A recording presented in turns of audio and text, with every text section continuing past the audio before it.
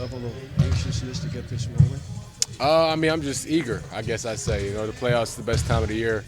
I mean, it's a long season, 82 games, and you're kind of waiting and eager for these moments. And so, happy to be back. What stood out about last night when you guys got together? AR was telling us that JJ had some words for you guys to kind of set off this journey you're about to begin. Yeah. What stood out about what JJ told you? Oh, I mean, I think it's just inspiring words, I guess I'd say. It's that time of the year to take things to another level, and I think he just made it very clear the importance of that. Yeah, JJ's talked a lot about how you've been a real steady influence with that second year there.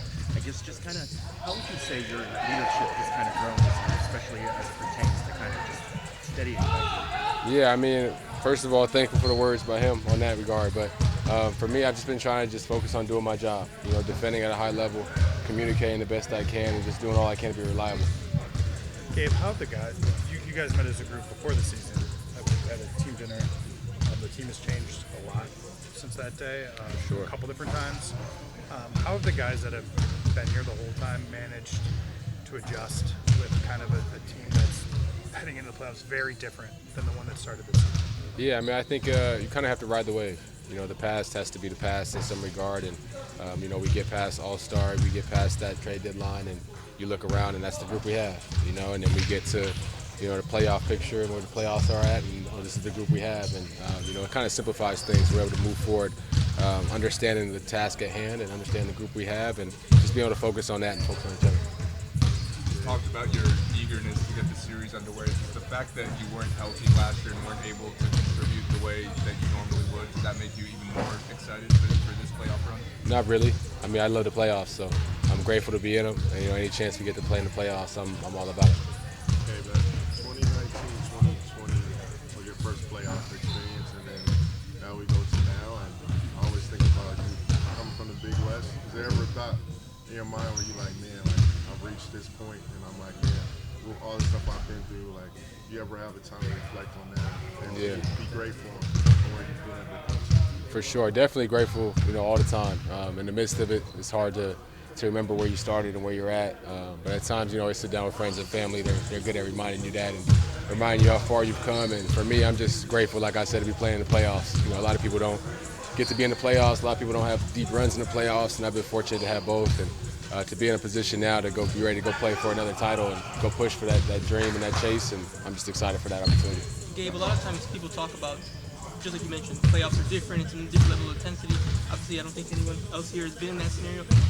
What's the biggest change between that regular season action and that postseason action that you have to kind of maybe tell some of the other guys about how to ramp up to that kind of scenario? I mean, I think oftentimes in the NBA it's always another game. You got 82 games, and your team might get blown out on the front night of back-to-back and blow another team on the second night, and you kind of rub it off. And, you don't get to do that in the playoffs. It's the first team to 16 wins.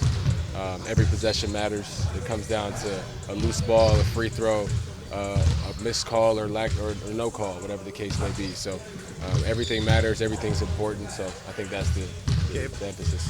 Gabe, when you look at this group, you played in the NBA Finals. Luka was there last year. LeBron's won championships. Basically, everybody else in the rotation to a degree has played in the conference finals at least. How is this group's experience going to help it as it tackles on a pretty big challenge here in the first round? I mean, it's unique. I mean, we have someone that's gone the distance in LeBron and others that have, gotten close and tasted that, how terrible that is and that pain. And hopefully we could use that to motivate ourselves and follow LeBron's leadership of getting it done to propel ourselves forward.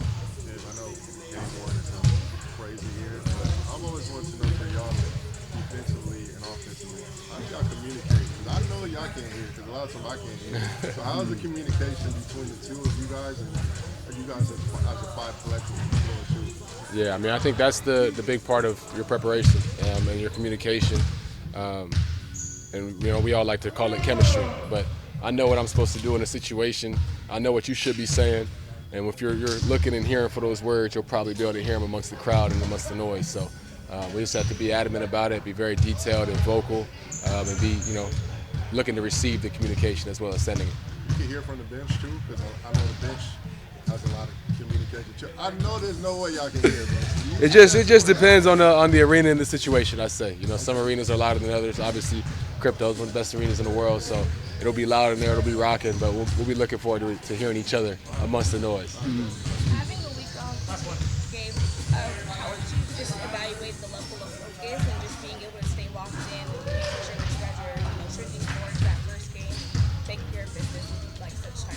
Yeah, I mean, first of all, grateful for the week off. Glad we avoided that play-in.